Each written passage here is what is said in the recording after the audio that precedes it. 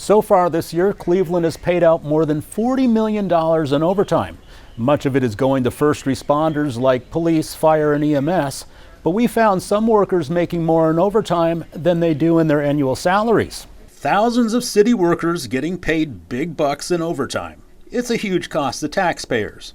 As of mid-September, the city of Cleveland has paid out well over $40 million. Is $40 million a lot for overtime? Yes, it is. Councilmember Mike Polensek chairs the Public Safety Committee.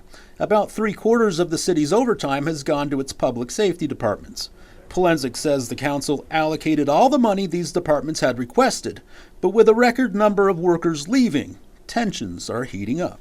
Now you're burning them out, and it's aiding and abetting people leaving the department. We found the fire department has paid over $6 million in overtime this year.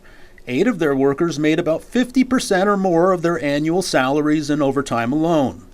The EMS department paid out nearly $2 million in overtime. For instance, one salaried paramedic making $67,000 a year has taken home nearly $79,000 just in overtime. The police department has spent the most. Because we gave them the money. We put in the budget to hire 180 police officers. How many are they going to hire this year? About 40, if we're lucky.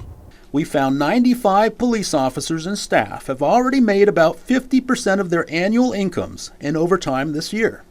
8 officers made more in overtime than they make in their annual salaries. 3 patrol officers, level 1 patrol officers, Right. who make $74,000 a year have made over $100,000 already this year in overtime. Am I shocked? Hell no. We don't have enough people within these departments, in these sections. As a result, those 3 officers are making more than the police chief does. This year, the city budgeted $14.7 million in overtime for the police department. So far, they've spent over $19 million.